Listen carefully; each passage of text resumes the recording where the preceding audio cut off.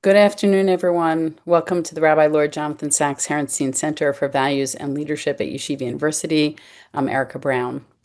Rabbi Sacks once wrote that nations without freedom, human rights, or accountable government, riddled with poverty, disease, and illiteracy, continued to blame some outside factor or conspiracy, and so the tragedy continues. Hate destroys the hated, but it destroys the hater even more.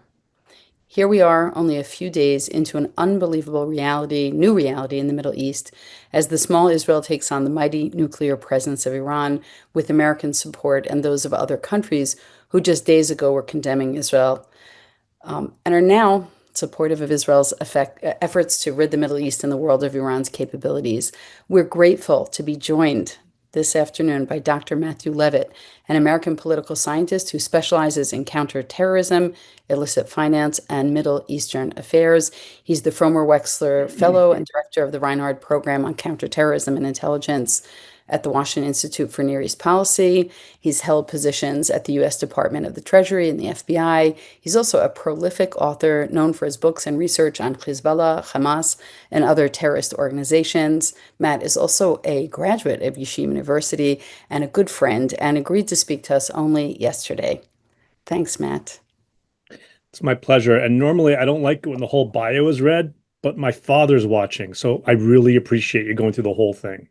Yeah, I mean, there's more. There's plenty of more. Hi, Dad. Thanks for joining us. Matt, these are tense and vulnerable moments for our people. Some are joining us from Israel right now. We hope they won't be interrupted by another siren and possible ballistic attacks. We're seeking clarity amidst this confusion and some direction and a way to think about events, even as they change by the minute. So Israel's fighting this war on many fronts. Matt, I'd like to open up with a simple but important question. Why does this conflict matter so much? I'm going to take you back even a step further because this conflict did not start Thursday night our time, Friday morning Israel time.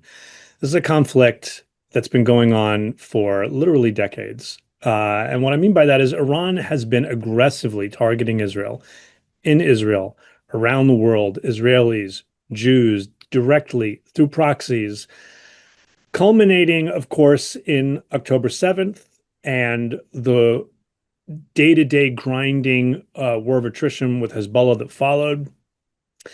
And I think what all of Israel's adversaries are begrudgingly coming to terms with is the new Israeli security doctrine, which is one of the few things that is not subject to Israeli domestic coalition politics. And that is that in the wake of the tragedy of October 7th, Israelis are no longer willing to sit by and hope for the best while their enemies accumulate the weapons they need to do what they constantly say they want to do, which is destroy Israel. Hamas did not expect the kind of response that it has received from Israel, that Israel will be able to stick to this for so long. Hezbollah certainly was caught off guard, and Israel's attack against Hezbollah is the prequel to what we're seeing this week in terms of tactics. And apparently, there were at least some in Iran who believed that that was true insofar as it applied to its proxies, but that truly the Israelis wouldn't be able to go the distance geographically and go the distance over time, over more than a couple of days, and take on Iran, let alone do so on their own. And what the Israelis have shown is tremendous ingenuity. When your back is against that far against the wall, you come up with ways to solve complicated problems. And so the reason this war is different than everything else is because ultimately all of the great threats that Israel has faced over the past many years have roots back in Iran. Funding from Iran, weapons from Iran. That's true with the Houthis. It's true with Hamas. It's true with Islamic Jihad. It's true with the various battalions in the West Bank, Hezbollah, you name it. And the ability to strike at, most importantly, the Iranian nuclear program and the Iranian ballistic missile program, and set those back and break the glass ceiling over this idea that Israel can't do this is tremendous. Now, whether or not two other things happen that this may open the door for, we're yet to see. One is, does the US get involved? And President Trump has been slapping all kinds of things over social media this morning, at a minimum trying to intimidate the Iranians and potentially actually signaling that that's what he's considering. According to the New York Times this morning, that is what he's considering, because only the US has the massive ordnance penetrator, the MOP, this massive bomb and the huge bombers, airplanes necessary to deliver them that can actually penetrate Fordo, the most important and heavily fortified of Iran's nuclear facilities. Um, Short of that, the Israelis can do tremendous damage and already have at the above ground sections of Fordo, at Esfahan and Natanz, not to destroy it, but to set these back significantly. And the other thing that may or may not happen is that Iranians may rise up. The overwhelming majority of Iranians are not pleased with this regime. This regime has been violently cracking down on protests of all kinds before, but at a minimum, really since the 2009 Green Revolution and all the various protests we've seen since, which have grown increasingly loud and increasingly It sounded clear, interesting until 8 and calling for things like, death to Khomeini, which you wouldn't have heard years ago. Yeah, I'm going to ask you a question about the uprising because it's, it's fascinating what's happening in, the internal dynamics. You just published an op-ed, Matt, in the Boston Globe on why you think Israel's attack on Iran has been successful. Can you share some of the key points you made there for those of us who don't subscribe to the Boston Globe? Can I say that Um, publicly? So, first of all, why you students who may be listening, this is a sign of a really good friend, right? I published this like minutes ago. Erica's on top of it. And it's not only because I sent it to her. So, look, I think it's really important for people to understand that just how successful the Israeli attack has been. First of all, the ingenuity, being able to deploy actual Israeli agents, actual Israeli commandos, and Iranian recruits to do things like building a missile base within Iran. Some of the initial barrage of missiles that hit Iran were fired from within Iran.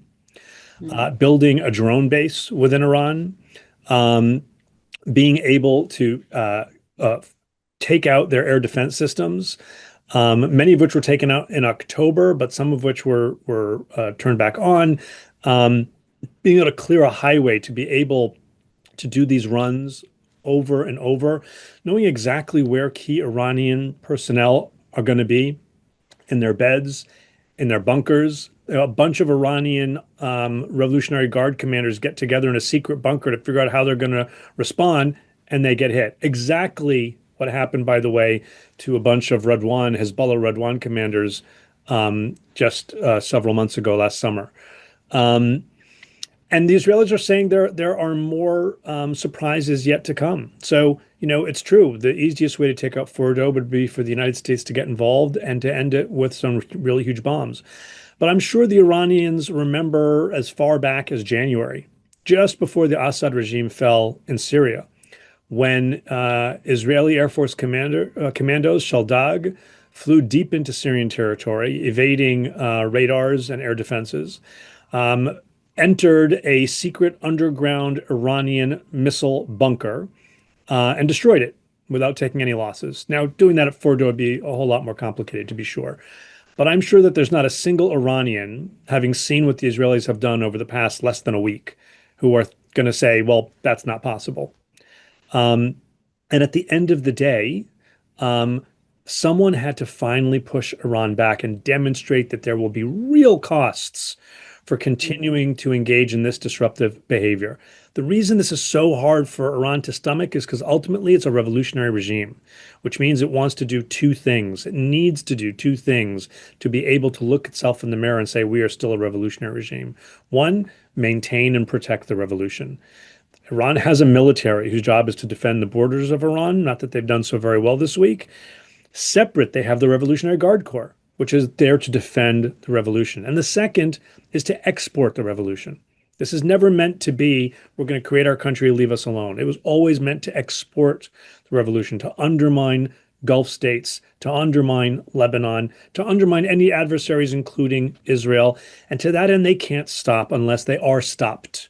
And so the Israeli effort, which has successfully degrading, at a minimum, severely degrading their ability to carry out these types of operations is so important and not only important for Israel.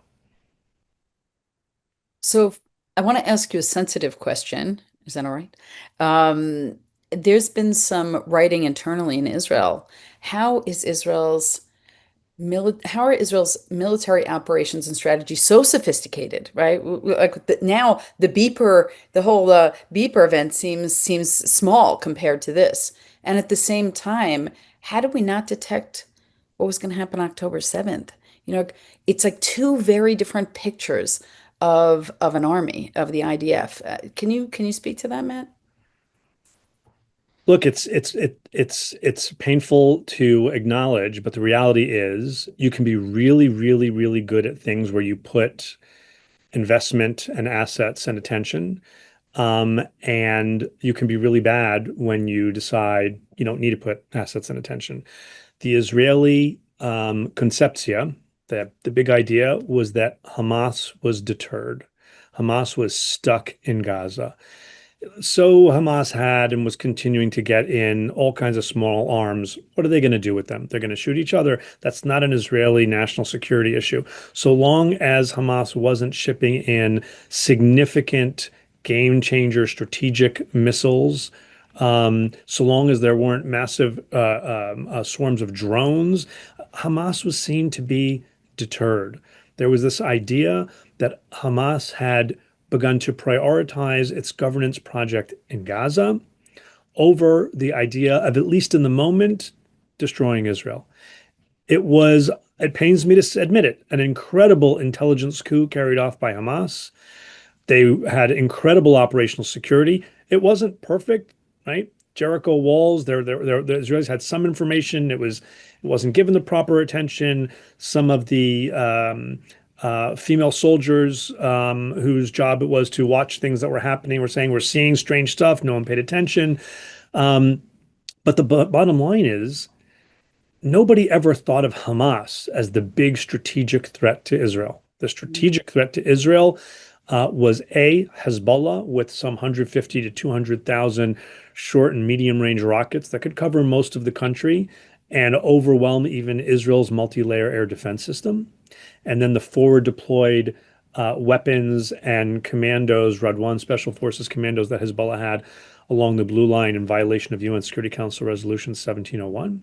And then, even more significantly, of course, Iran, which had, at least let's say 2,000 ballistic missiles just now, low altitude cruise missiles, drones, proxies, tremendous amounts of money it was spending to fund and arm Hezbollah, the Houthis. Several years ago, the Iranians changed their calculation. And instead of saying any weapons that we send to the West Bank have to go to Hamas or Islamic Jihad, they said, just flood the West Bank, get weapons going. I don't care who's shooting at the Israelis, knock yourselves out.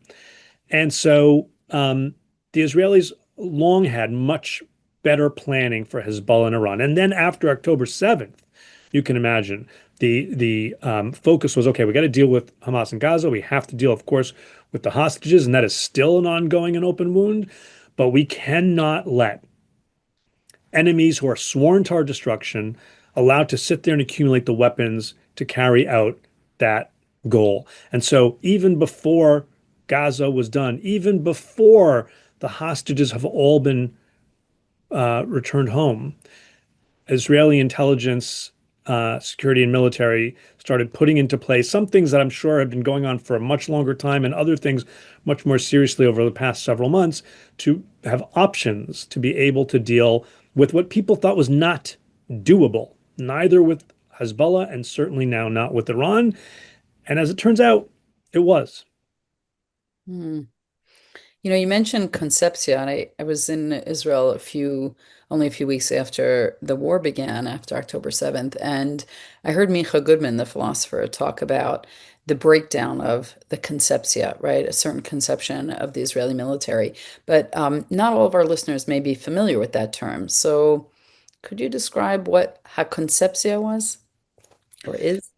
So this basically means the concept, the big idea. And the big idea ultimately was that Hamas was was stuck in Gaza, and that Israel had successfully um, deterred Hamas from anything big, and that there was just enough money being allowed to go into Gaza from Qatar, mostly for salaries, for other things above the table.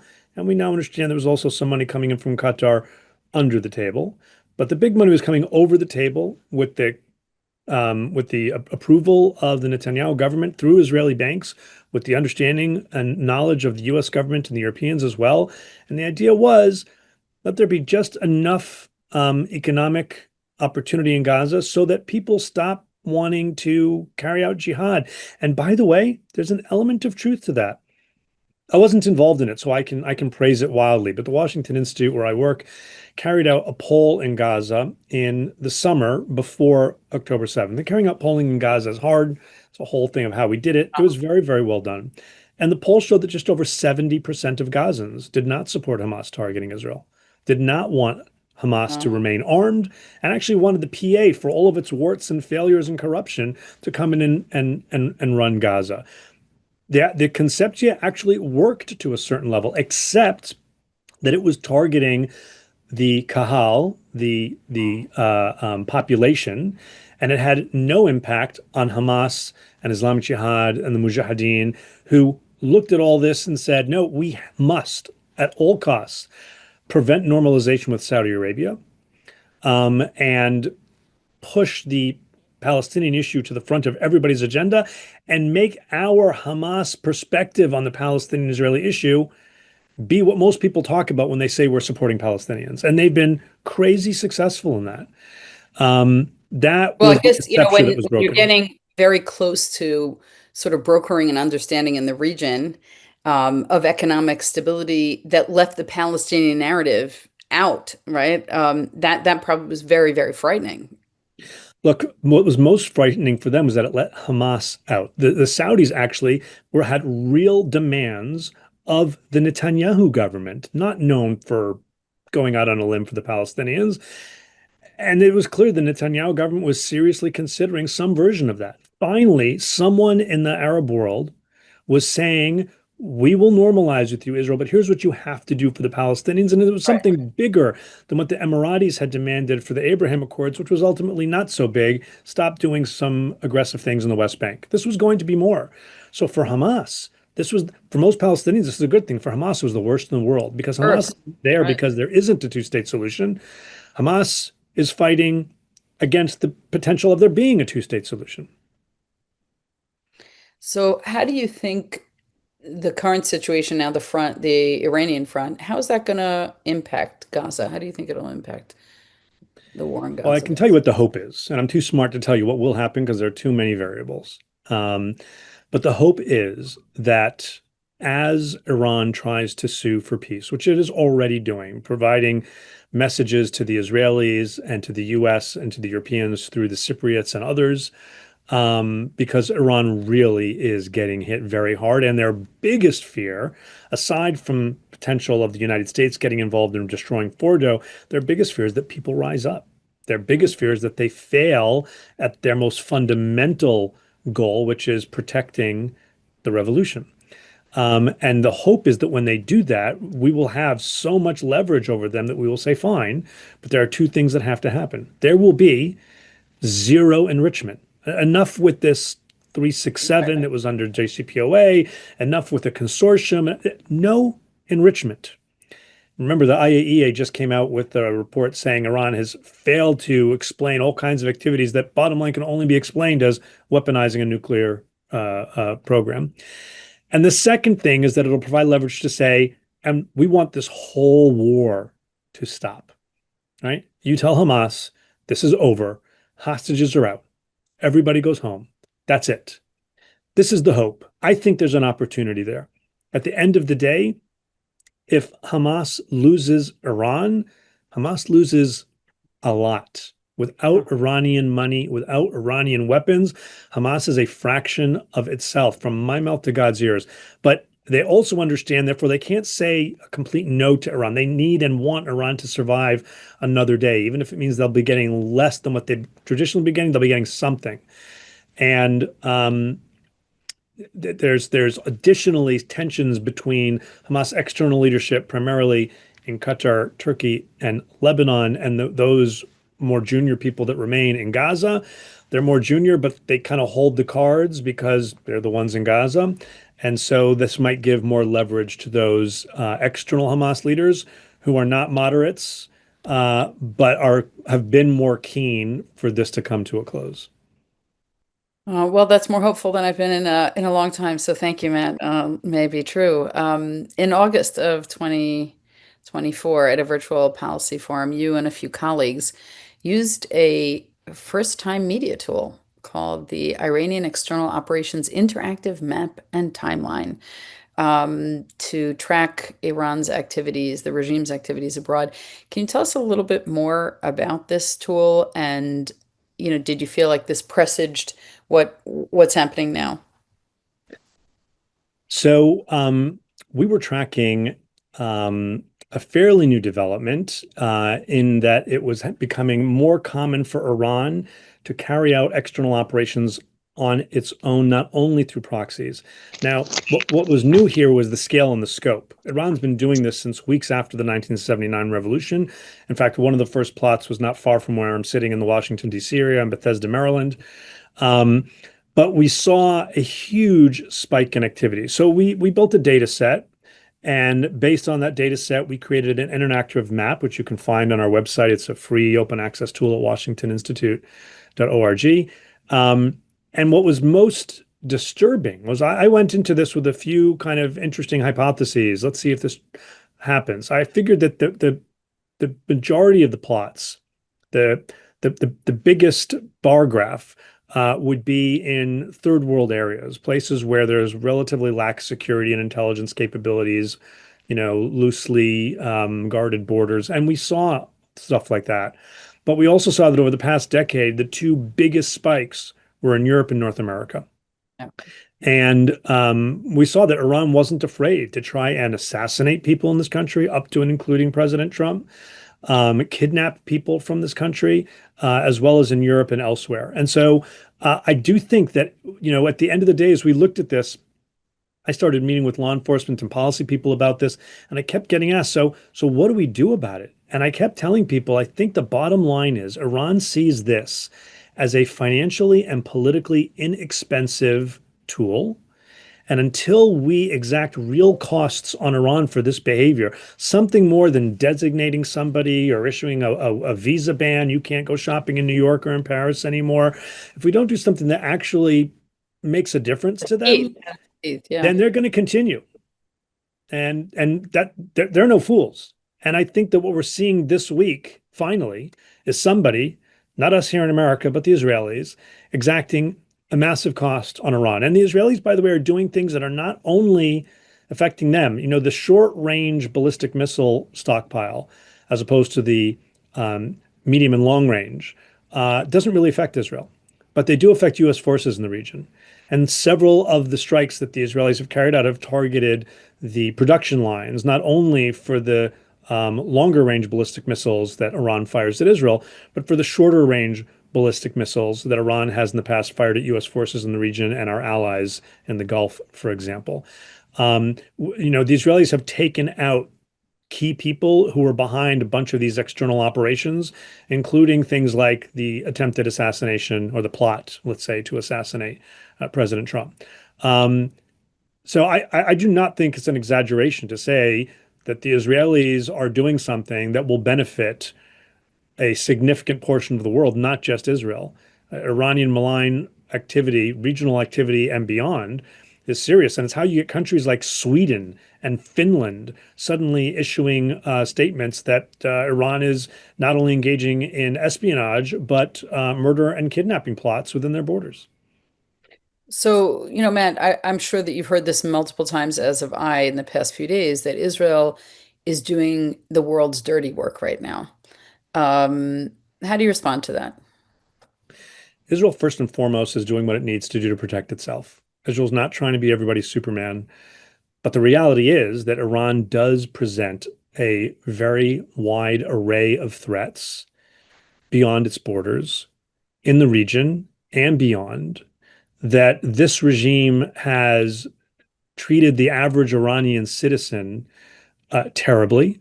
And we should take a minute as we're, very, very concerned about the safety of everyone in Israel. We should take a minute to also realize that many, many Iranians who have no love for this regime, this is a tough time for them, and I worry about them too. Remember that before the revolution, one of Israel's closest allies in the region was Iran. One of the first El Al pamphlets advertising its business was flights to Tehran. Australian Jews, they remind me whenever I go to speak there, tell me how everyone used to fly to Israel via Tehran because it was so comfortable. There were so many kosher restaurants. And it wasn't all that long ago. May it happen again. But the reality is that the world is benefiting from the removal of the head of the Quds Force, the head of the IRGC, the head of the Air Force and the missile program, the people who are involved in massive human rights violations against fellow Iranians, the guy who oversaw the drone attack on the Abqaiq oil facility in Saudi Arabia. The list goes on and on and on. And so I don't see people in the region shedding a tear. What perhaps the wildest example is Syria. Syria, until very recently, was a very, very close ally of Iran, but the average Syrians suffered terribly at the hands of Iranians. And you're not going to find any Syrian, and not even this former extremist government in Syria, shedding a tear over the IRGC and the Quds Force taking a serious beating. Mm. So let's go, outside of Iran for a second. This is the 620th day of the war. I know many members of our listening audience and those who listen to the recording are praying daily, saying Psalms, Tehillim. They're waiting for news of hostages. They're also waiting for an abatement in anti-Semitism in this country and particularly in Europe.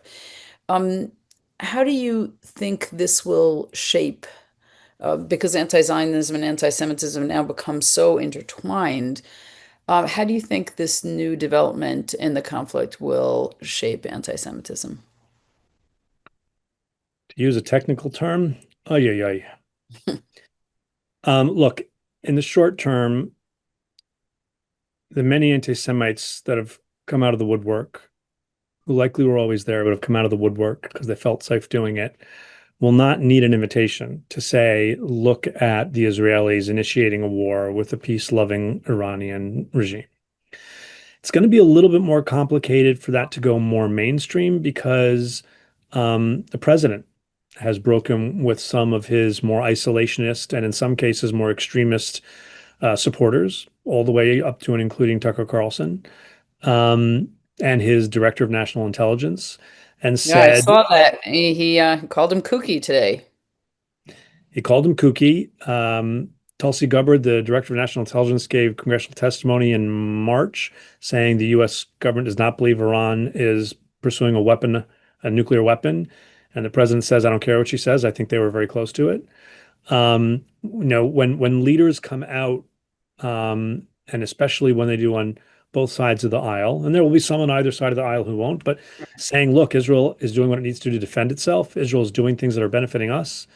And maybe even we need to get involved and help them. Whether they do or do not get involved, I think it's going to be a little bit more difficult for this to be as mainstream as it might have otherwise been. But we're seeing a rise in political violence of all kinds, as we saw in Minnesota the other day. Yeah. We're seeing people getting frustrated and targeting Jews over it, whether it's throwing a brick through the Jewish grocer in Brookline, Massachusetts, or what we saw in Boulder or here in Washington, D.C.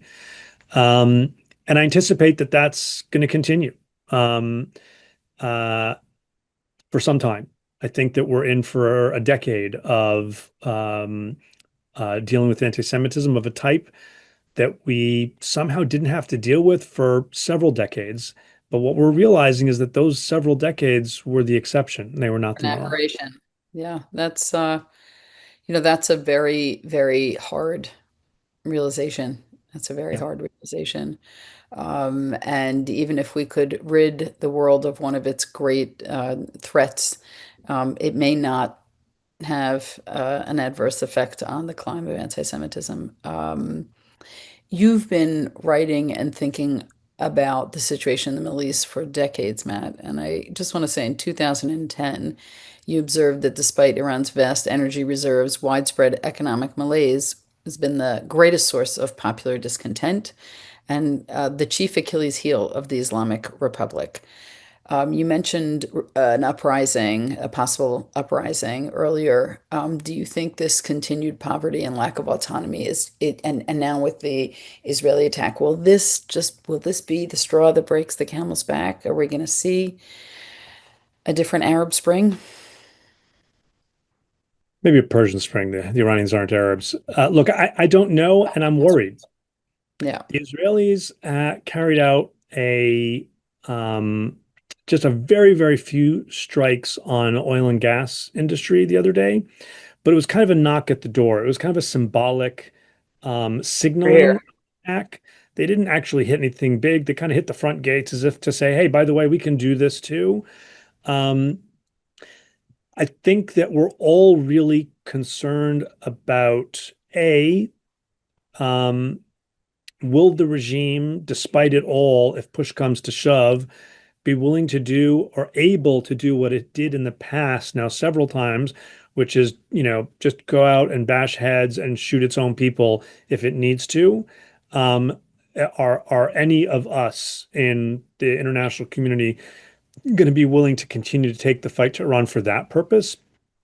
Is there any organized opposition?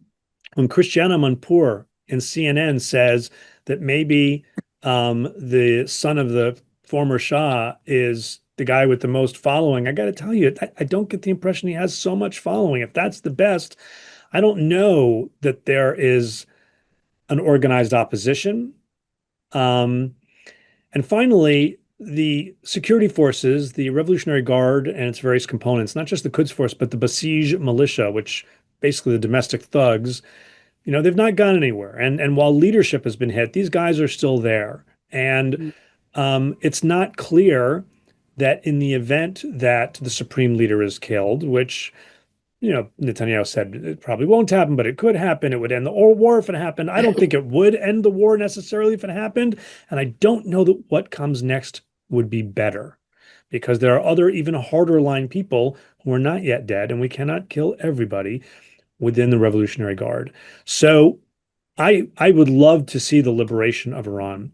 I believe that this regime will continue to try and wreak havoc because it doesn't see itself as wreaking havoc. It sees itself as carrying out God's mission of exporting the Shia Islamic Revolution.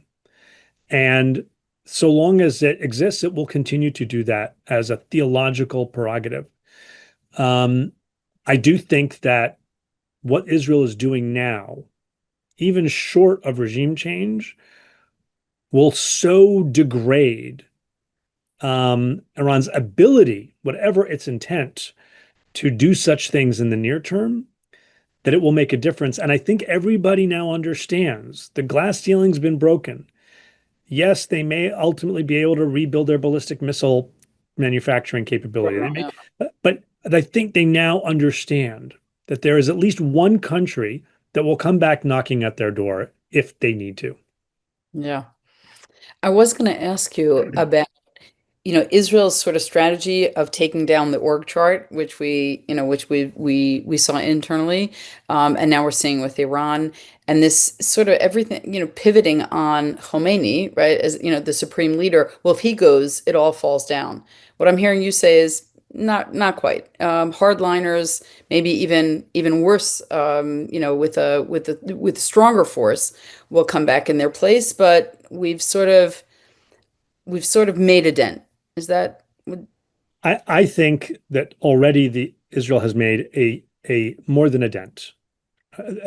Iran was functioning in this bubble that it could do things abroad and it would never boomerang back against it at home. Now, it kind of understood that that wasn't entirely the case last April and then in October First, when it shot low altitude cruise missiles and ballistic missiles and drones at Israel, and then when it shot just the ballistic missiles, the latter in some ways being more dangerous because the ballistic missiles go up and down real quick and you have less time to react. But in some ways, that just proved to be the best possible commercial for the world, certainly the region, about who really is the most dangerous actor in the region and what the utility is of partnering with the United States and Israel for Middle East air defense, or MEAD as it's called. And so while that kind of was chipped away a little bit, I still think the Iranians felt no one's going to come invade us. The Israelis can't go the distance. Right. Surely they won't. Well, with Hezbollah significantly degraded and deterred, Hezbollah was always assumed that if anybody attacked Iran, the first thing would be Hezbollah would rain rockets, hellfire on Israel. Well, what Hezbollah sent over the past few days was deep, deep condolences. Mm. I mean, I'm with you, brother, Yeah. but nothing else. And they won't.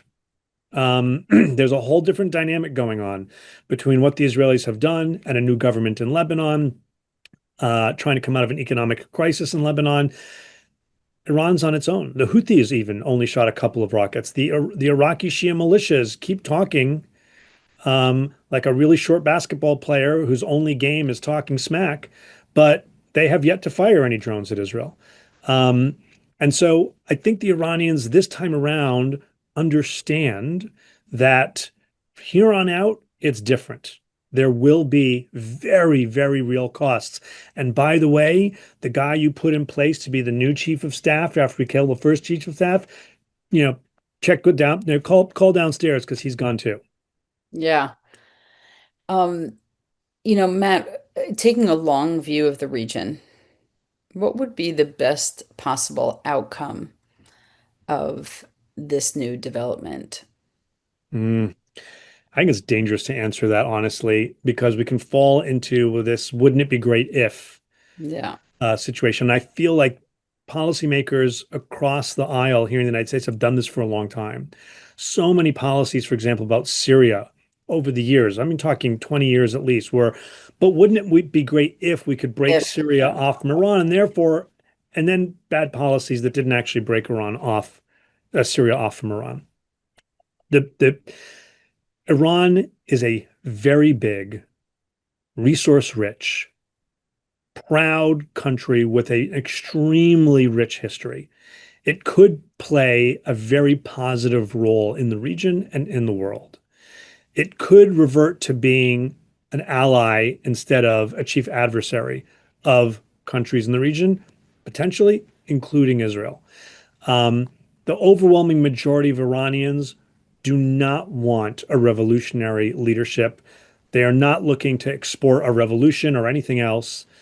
They want to be integrated into the international economy and into the international community. Um, I don't know that that is going to be easily done. I do know that the Iranians deserve support from a human rights perspective. I know that Iranians are thrilled when they're seeing some of the people who have been taken out, who are people who've been directly responsible for these human rights abuses. Um, but again, I am worried. I'm not going to pretend that I'm not. I am worried of catastrophic success, Mm. that suddenly the regime collapses and there's a vacuum Yeah. and there's no good guys, there's nobody with training, there's nobody ready to step in.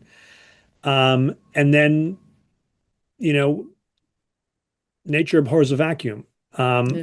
And maybe that peters out and plays out after a while and becomes something good. We're potentially seeing something like that in Syria right now, which none of us could have anticipated. Could have expected, right? Um, but I'm wary about saying what could be the best potential outcome.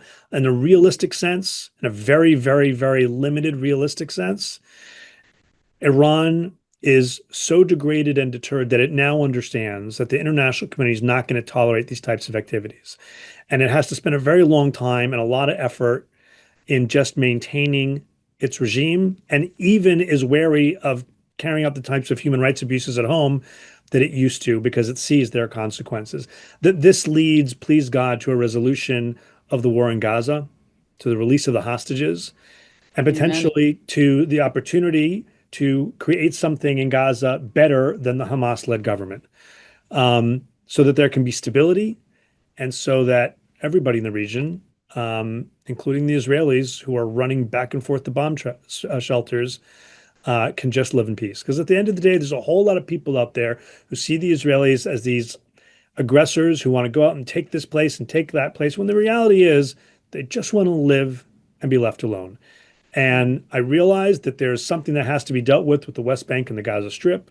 And we're now kind of veering into issues of Israeli domestic politics and coalition politics.